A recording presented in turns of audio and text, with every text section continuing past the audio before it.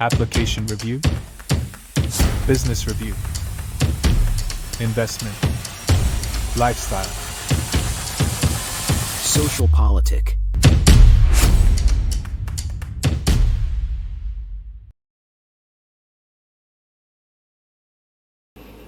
Halo Bapak Ibu, saudara-saudari sekalian, lovers and haters, salam cerdas Indonesiaku. Jumpa lagi kita pada kesempatan kali ini. Bagi Anda yang belum subscribe channel saya, silakan subscribe channel saya. Tekan loncengnya agar Anda dapat notifikasi setiap kali saya mengupload video-video saya. Oke, pada kesempatan kali ini saya akan membahas sebuah hasil survei lagi ya. Sebelumnya, survei Litbang Kompas kan menempatkan paslon nomor 2 Prabowo Gibran itu di puncak ya. Justru nomor 2-nya Anies dan Caimin. Yang ketiganya di nomor buncit Ganjar dan Pak Mahfud. Begitu juga ketika Litbang Kompas melakukan survei atas elektabilitas partai, Litbang Kompas menempatkan Partai Gerindra menyalip atau menumbangkan gitu ya kalau istilah saya, banteng atau PDIP. Garuda menumbangkan banteng. Di situ juga dijelaskan PSI juga mengalahkan P3. Wah, tapi itu National Corruption Watch bilang apa?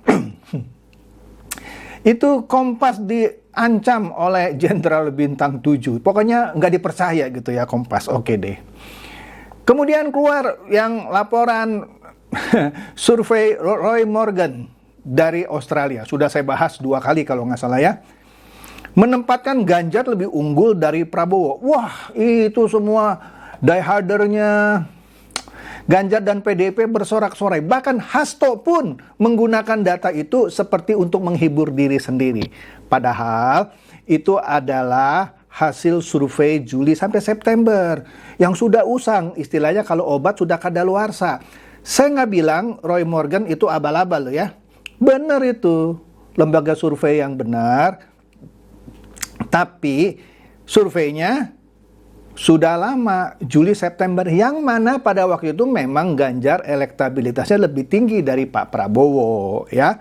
Dan survei itu juga dilakukan hanya di 17 provinsi. Sudah saya bahas ya, nggak usah diulang lagi. Nah ini yang ketiga nih, yang menempatkan PDIP di bawah Gerindra, yaitu LSI, Lingkaran Survei Indonesia Denny JA. Kalau Anda mau lihat videonya komplit, Anda bisa lihat di konferensi persnya LSI Denny JA ini. Wah, videonya panjang 1 jam lebih gitu ya. Saya ambil poin-poinnya saja, jadi Anda nggak usah nonton sampai 1 jam. Tapi kalau Anda mau lihat lengkap ya, Anda lihat di YouTube-nya Denny JA ya. Oke dah, langsung ya. Di sini di dalam presentasinya LSI Denny JA yang dibawakan oleh Hanggoro Doso Pamungkas ya, meng-highlight atau ya memberi judul gitu ya, akhir dominasi PDIP di 2024. Ya masih tanda tanya sih ya, tapi memang ciri-cirinya sudah ke sana. Kompas pun sudah bilang kali ini LSI. Nah, di sini diterangkan metodologi samplingnya, multi-stage random sampling ya. Jumlah respondennya 1.200, rata-rata survei segitulah ya. Teknik pengumpulan data, wawancara tatap muka dengan menggunakan kuesioner. Jadi kalau ada orang yang bilang, ya yang namanya survei itu hanya orang-orang yang punya handphone kan diteleponin. Enggak, ini tatap muka dengan menggunakan kuesioner. Jadi nggak ada alasan bahwa yang disurvei bukan orang kecil sih yang punya handphone. Gitu, enggak. Orang kecil pun disurvei, entah kita lihat ya. Karena ada range-nya yang orang penghasilan rendah dan segala macam, dan mungkin juga yang tidak punya HP. Jadi itu bukan masalah ya. Margin of error plus minus 2,9. Ya bisa plus bisa minus 2,9. Waktu pengumpulan data, nah ini dia nih yang penting nih. Kalau Roy Morgan juga jujur sih, dia bilang dari Juli sampai September. Ya, tapi entah kenapa baru dipublikasikan sekarang dan itu disambut dengan sorak-sorai. Bahkan Hasto pun senang dengan data itu. Aduh, kasihan deh. Ya, terserah lu coy ya. Ya. Ini dikatakan dari 20 November sampai 3 Desember. Dilengkapi dengan riset kualitatif. Misalnya ada focus discussion group ya, pendapat ahli dan segala macam untuk memperkaya temuan dari survei ini. Oke? Kemudian LSI Denny JA itu apa sih? Nah, dia punya sekian prestasi ya. Dia punya Lifetime Achievement Award untuk survei dan konsultan politik ya. Setidaknya ada 9 pencapaian prestasi. Misalnya 1, pendiri profesi konsultan politik pertama di Indonesia, itu LSI Denny JA. Membatalkan apa itu di MK 2 undang-undang yang melarang quick count di hari pemilu. Ya, dulu kan ada yang mau melarang tapi dia membatalkannya. Wah, digugat sama dia gitu ya. Pendiri Asosiasi Lembaga Survei pertama di Indonesia, dulu namanya AROPI, Asosiasi Riset Opini Publik Indonesia. Ya. Dan seterusnya. Anda baca di situ ya. Dia punya rekor quick count juga yang selisih 0% dengan real count KPU. Wih, rekor 13 kali mengiklankan prediksi survei dan terbukti. Bla bla bla bla bla bla. Anda lihat sendiri ya. Juga mencapai penghargaan tingkat dunia. Ntar kita lihat ya, dari Time Magazine dan Twitter ya. Nah, ini contohnya yang dari Time, dia masuk dalam 30 orang yang paling berpengaruh ya di tahun 2015 di internet ya. Itu ada siapa aja tuh? Ada Barack Obama, ada Justin Bieber, ada Denny JA, Christina Kirchner, Shakira, dan juga Narendra Modi dari India ya. Jadi bukan sembarang orang gitu ya, bukan kaleng-kaleng lah istilahnya. Nah, dia juga LSI pernah mendapatkan penghargaan Guinness World Record pada 16 Agustus 2018 ya. Oke, dipecahkan oleh LSI Denny JA. Nah, kita masuk nih. Kan saya janji, saya nggak mau lama-lama ya kan, daripada Anda nonton 1 jam, ini saya poin-poinnya aja. Nah, di sini terpampang jelas bahwa dalam pertama kalinya sejak Pileg 2014, jadi sudah hampir 10 tahun ya, Gerindra selalu di bawah PDIP. Inilah pertama kalinya PDIP dilampaui oleh Gerindra. Ya, Anda lihat nih. Sekarang ini Gerindra mencapai 19,5, PDIP cuma 19,3. Dan ada beberapa nilai lagi lainnya, yang nomor 3 deh saya sebut ya, Golkar. Ya, kemudian ada PKB di 7,7, PKS 7,3, Nasdem 5,8. Dan seterusnya ada lagi dah tuh ya, nggak usah dirinci satu persatu. Lanjut. Nah, di sini dia melakukan tracking survei ya antara PDIP dan Gerindra. Jadi begini, ini highlightnya 2 partai ya, PDIP dan Partai Gerindra. Di bulan Juni tahun Januari, mohon maaf,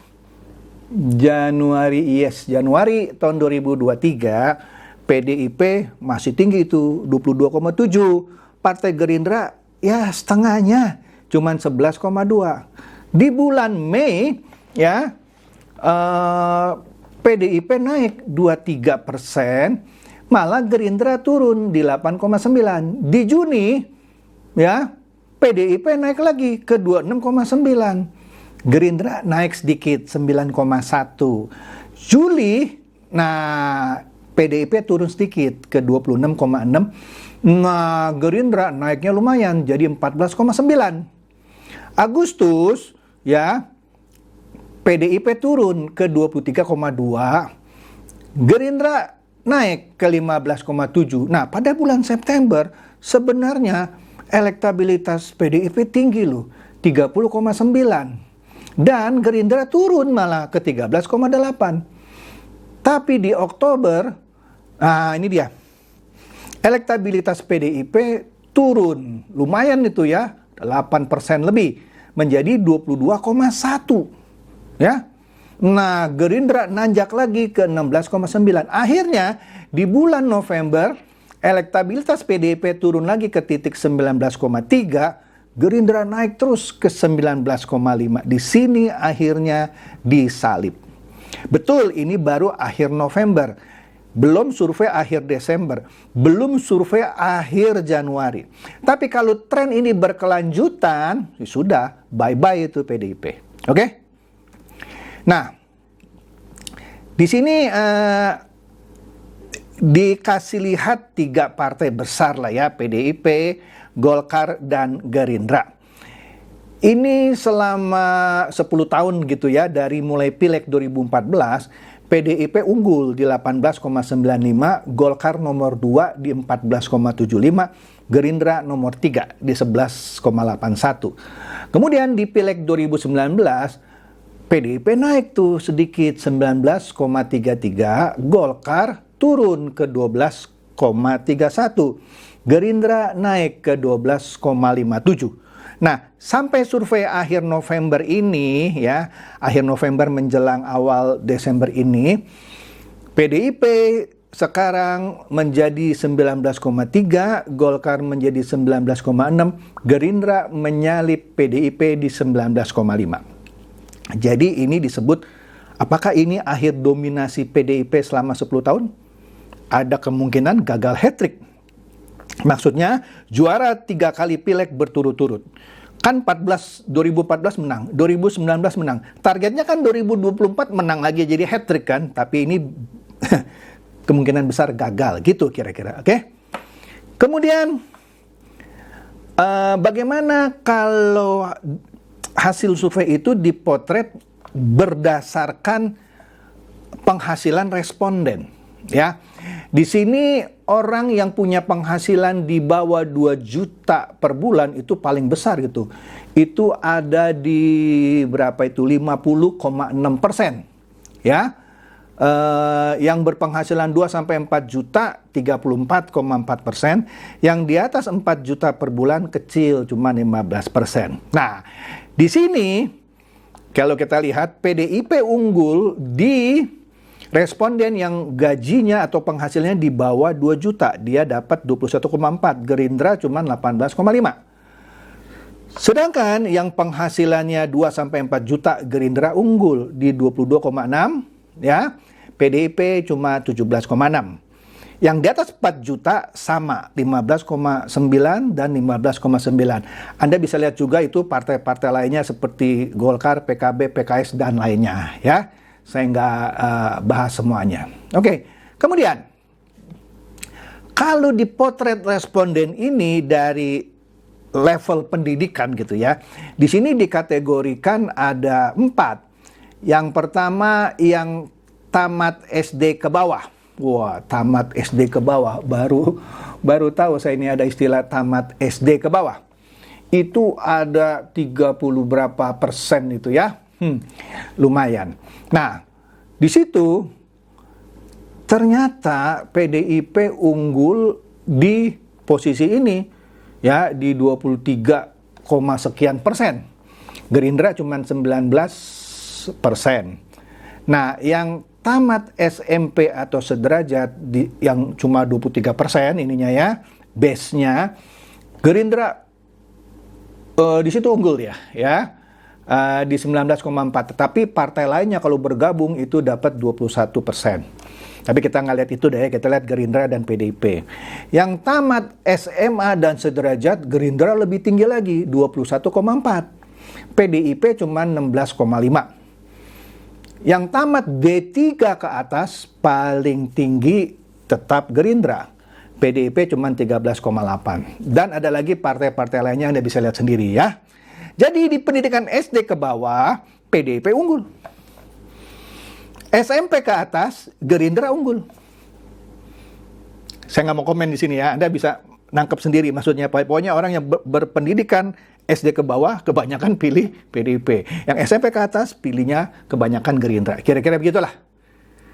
Nah, kalau dilihat dari sisi usia, ya, yang usia di bawah 30 tahun, ini, wah, itu ada 4 ya, di bawah 30 tahun, 30 sampai 39, 40 sampai 49, dan di atas 50 tahun.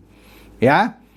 Nah, yang di bawah 30 tahun, Gerindra unggul di 24,6. PDIP cuma 13,7.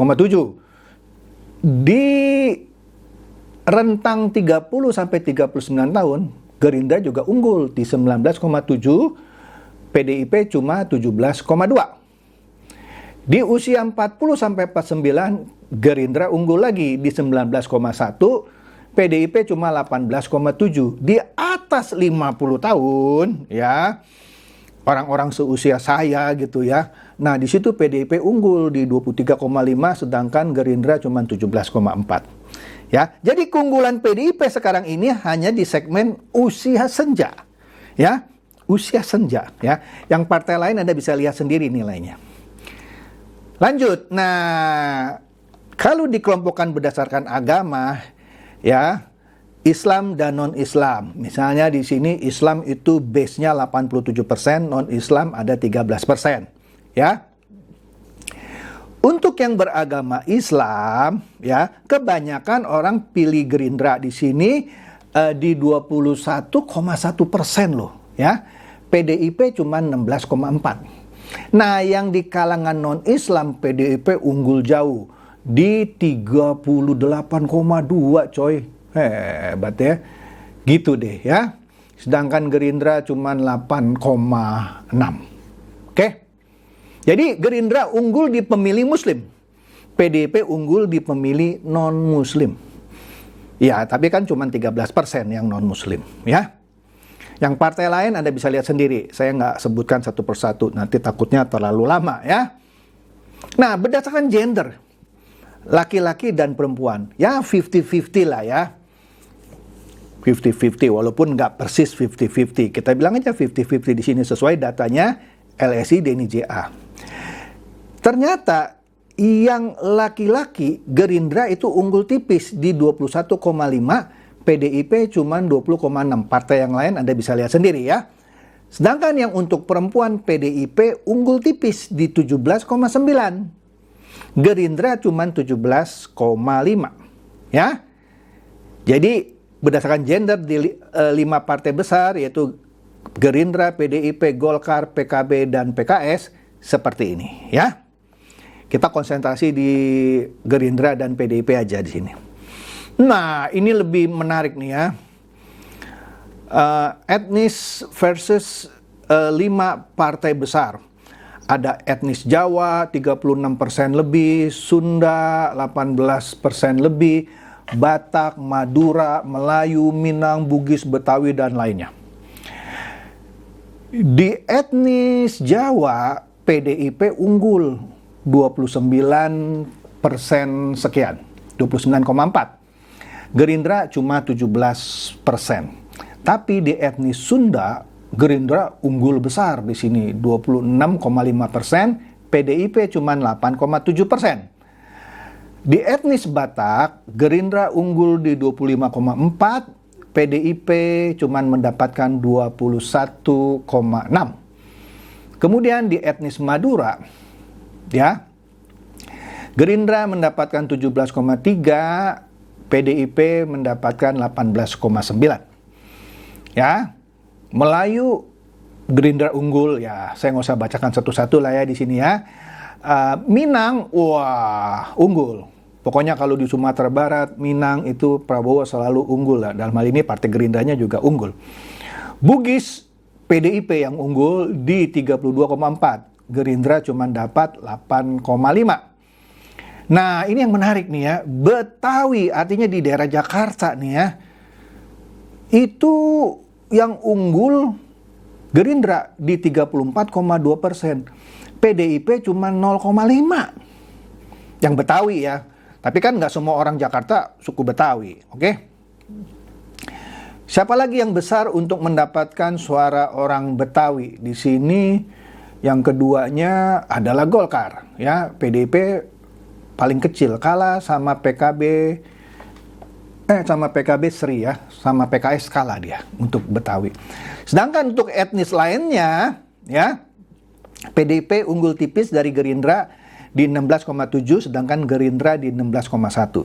Jadi kesimpulannya Jawa, suku Jawa lah ya, etnis ya, masih dikuasai PDIP. Kita tahu Jawa Tengah kan kandang banteng ya.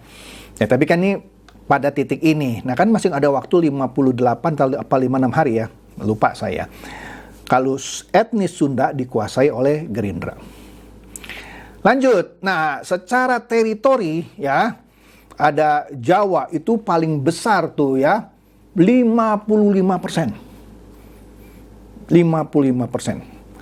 Sumatera 21,3, Bali, NTB dan NTT 6,1, Kalimantan 6,3, Sulawesi 7,5, Maluku dan Papua 3,8. Nah, secara teritori Jawa dikuasai oleh PDIP 21,8, Gerindra cuma menguasai 19,6. Gerindra unggul besar di Kalimantan dengan 36% melawan 28% dari PDIP. Ya. Sumatera juga unggul Gerindra ya. Bali, NTB dan NTT seperti kita ketahui itu memang kuat PDIP di sana. 18%, sedangkan Gerindra cuma 6%. Sulawesi, nah di sini dikuasai oleh Partai Gerindra dengan 23,3%, PDIP cuma 1,7%. Maluku dan Papua di situ PDIP unggul 36,7, sedangkan Gerindra cuma 6,7. Partai lainnya Anda bisa lihat. Oke? Jadi PDIP unggul di Jawa, Maluku, Papua. Ya, juga di Bali lah sebenarnya ya. Di sini dia nggak tulis ya. Oke. Tapi mungkin nggak ditulis karena yang untuk Bali yang tidak tahu dan tidak jawab besar itu. Ada 28%, itu masih diperebutkan ya oleh sejumlah partai nanti. Gerindra unggul di Kalimantan dan Sulawesi. Teliti ini ya, detil maksud saya ya. Nah ini hubungannya kepuasan para responden dengan kinerja presiden kan tingkat kepuasan responden pada umumnya ya kan 70% sampai 80% rata-rata gitu ya. Nah, yang sangat puas atau cukup puas di sini di 79 ya, kira-kira segitu nilainya ya. Nah, yang sangat puas dengan performance-nya Pak Jokowi dan pilih Partai Gerindra ada di 21,7, sedangkan di PDIP 21,4. Jadi Gerindra unggul tipis atas PDIP di pemilih yang puas terhadap Jokowi gitu. Partai lainnya Anda lihat sendiri. Oke? Kemudian yang tidak puas sama kinerja presiden ada nggak? Ada 20,4 di situ ya. Yang kurang atau tidak puas sama sekali ada 20,4%. Nah, yang tidak puas dengan kinerja Pak Jokowi tapi milih Gerindra 11,2. Yang milih PDIP 10,8. Jadi pemilih yang tidak puas dengan Jokowi tetapi tetap pilih Gerindra masih lebih besar ketimbang pilih PDIP ya. Nah, ini kalau dihubung-hubungkan dengan medsos ya.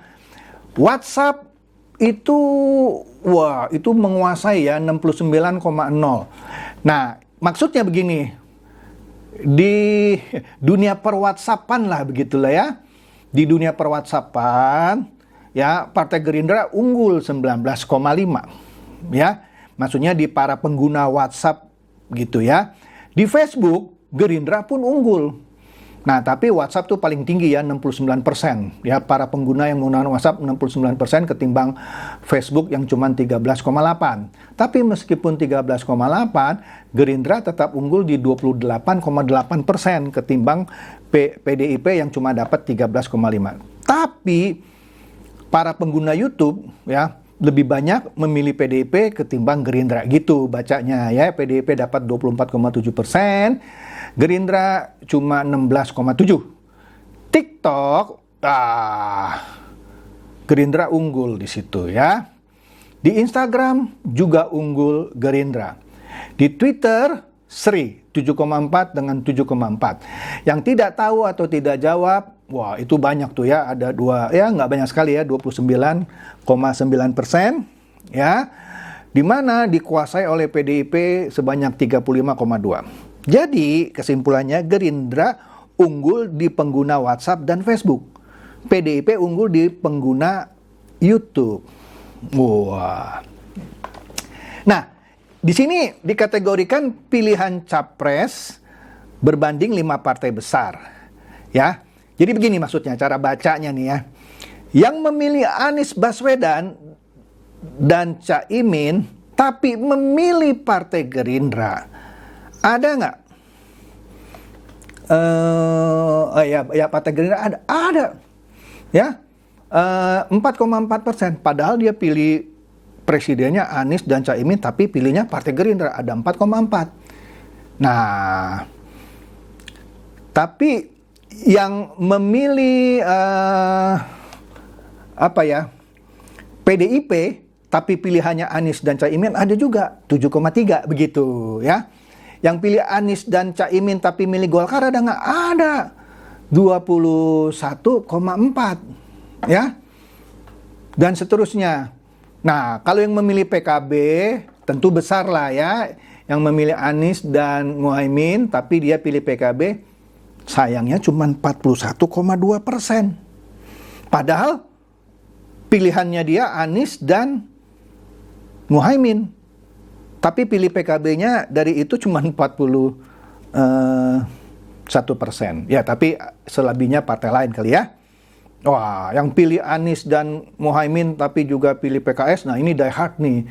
85,8%. Partai lainnya seterusnya dan seterusnya. Nah, ini menarik lagi yang satu lagi ya. Yang pilih Prabowo Subianto dan Gibran Rakabuming Raka, yang memilih Partai Gerindra itu 83,4%. Ya. Tapi ada juga pemilih Prabowo dan Gibran tapi milihnya PDIP 15,9%. Ada juga yang memilih Partai Golkar 59% dan seterusnya, Anda bisa lihat situ ya. Nah, begitu juga yang memilih Ganjar Pranowo dan Mahfud MD tapi dia pilih Partai Gerindra. Ada ternyata 3,5%, tapi 75%-nya itu yang para pemilih PDIP itu 75%-nya memilih Ganjar Pranowo dan Mahfud MD. Artinya ada sisanya yang tadi kita lihat ke Anies maupun ke Prabowo. Demikian seterusnya lah ya. Jadi kesimpulannya Anies dan Muhaimin unggul di PKB dan PKS. Pastilah. Karena dia pendukungnya. Ya. Tapi di sini nggak kita lihat Nasdem. Kenapa? Karena Nasdem itu di luar 5 besar ternyata. Kasihan deh ya. Nah, Prabowo dan Gibran unggul di Gerindra dan Golkar.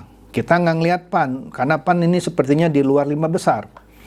Nah, Ganjar Mahfud pastinya unggul di pemilih PDIP. Nah, di sini diterangkan juga blunder-blunder yang menyebabkan PDIP merosot. Blunder pertama yaitu serangan PDIP ke Jokowi. Ya, misalnya Ibu Iriana tidak melayat ketika ibunya Jokowi meninggal. Ibu Iriana lah yang cawe-cawe supaya Gibran dicawapreskan. Jokowi lah begini yang mengintervensi MK dan segala macam dah, ya. Nah, di sini simpulannya mereka yang puas dengan Pak Jokowi sebagian pergi dari PDIP. Ya. Jadi intinya di sini di bulan Juni 2023 yang sangat puas ya dengan Pak Jokowi dan pilih PDIP masing 34,6%, tetapi di November turun jadi 21,4%. Jadi pergi dari PDIP. Rasain lo. Sok serang-serang sih. Kemudian blunder kedua yaitu ya yang soal penolakan Piala Dunia ya.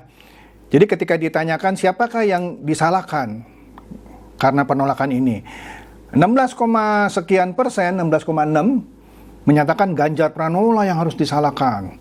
Kemudian 9,3 bilang PDI Perjuangan yang harus disalahkan, Erick Thohir yang harus disalahkan 7,7%, Iwayan Koster 5,7%, Megawati 3,4% yang bilang tidak tahu atau tidak jawab 57,3%. Jadi 3 dari 4 nama yang paling disalahkan ada di kubu PDIP, ya, yaitu Ganjar, PDIP itu sendiri dan Iwayan Koster, ya. Kemudian blunder ketiga yang menjadikan presiden sebagai petugas partai ya, yang bilang iya tuh gara-gara ini sebut presiden sebagai petugas partai, dan mereka tidak setuju akan sebutan itu 69,9%, hampir 70%. Yang cukup setuju atau sangat setuju 17,5%, yang tidak tahu atau tidak jawab 12,6%. Malah Pak Mahfud sekarang bilang nggak apa yang salah dengan petugas partai. Oke deh ya. Kemudian pindahnya yang puas terhadap kerjanya Pak Jokowi ke Gerindra, kalau Juni 2023 cuma 9,4%, di November ini, akhir November, 21,7%. Jadi pemilih yang puas terhadap Jokowi yang semakin besar pindahnya ke Gerindra. Kemudian, seiring dengan populernya capres Pak Prabowo ini, yang atas terpotong tuh ya, berefek juga ke Gerindra, yang mana ketika Mei itu elektabilitasnya cuma 33,9%, sekarang di November, akhir November 41,1%. Jadi elektabilitas pribadi Pak Prabowo sudah melewati 40% sekarang, jangan main-main. Nah jadi pertanyaannya, apakah PDIP akan kembali ke era sebelum Jokowi jadi presiden? Kita tahu di Pileg 2009, PDIP cuma 14% lebih. Di Pileg 2014, ketika Jokowi menang, perolehan PDIP 18,95, di Pileg terakhir 2019 19,33. Nah, apakah di Pileg 2024 ini perolehan suara PDIP ya akan lebih baik apa justru kembali ke era sebelum Pak Jokowi jadi presiden? Kita lihat nanti ya. Kan Ibu Mega bilang, wah Jokowi itu tanpa PDIP nggak jadi presiden nih. Nanti orang kalau dia kembali suaranya ke era Pak Jokowi, mungkin ada joke kali ya. Tuh PDIP nggak ada Jokowi, balik lu. Kira-kira gitu. Nah, jadi kesimpulannya. Jadi pertama kali sejak Pileg 2014, PDIP lah sekarang melampaui Gerindra. Elektabilitas Gerindra saat ini sebesar 19,5, PDIP di 19,3. Jika Gerindra mampu mempertahankan keunggulannya sampai Pileg 2024 nanti, maka ini akan menjadi akhir dominasi PDIP selama 10 tahun terakhir. PDIP otomatis gagal hat-trick, gagal menjadi juara 3 kali berturut-turut. Ya, Gerindra, PDIP, Golkar, PKB, dan PKS saat ini menjadi 5 partai teratas. Ya, di mana Gerindra 19,5, PDIP 19,3, Golkar 11,6, PKB 7,7, PKS 7,3. Penurunan suara PDIP terjadi karena blunder serangan PDIP ke Jokowi. Yang tadi Ibu Iriana lah diserang, Pak Jokowi lah diserang, pemerintahnya kayak Orde Baru lah. Tapi sekarang balik lagi dukung-dukung Pak Jokowi gitu ya. Juga penolakan sepak bola dunia dan penyebutan presiden sebagai petugas partai. Ini ya. Kenaikan suara Gerindra terjadi karena terjadi kenaikan dukungan dari pemilih yang puas terhadap Jokowi. Apalagi mereka tahu Jokowi dukung Prabowo sekarang, ya, dan Prabowo juga semakin populer. Jadi jika tren ini terus berlanjut, dukungan PDIP bisa kembali ke era sebelum Jokowi jadi presiden. Jadi kalau kita lihat, ini bisa menjadi satu hal yang tragis. Jadi makanya tidak salah kalau LSI judul presentasinya apakah ya dominasi PDIP itu berakhir di 2024. Kita lihat nanti ya, karena masih ada waktu 56 hari. Tapi kesimpulannya tadi kita lihat kalau tren ini terus berlangsung, maka pasti Gerindra mengalahkan PDIP. Malah dipertanyakan, apakah jumlah suara PDIP nanti di Februari setelah Pileg itu berakhir akan kembali suaranya sebelum zaman Jokowi atau bagaimana? Oke? Dan kemungkinan akan gagal hat-trick. Demikian saja dari saya, semoga ini mencerdaskan dan mencerahkan Anda semua. Silakan share video saya ini kepada teman-teman, sahabat, atau kerabat supaya mereka tambah cerdas dan tercerahkan. Seperti biasa, terima kasih.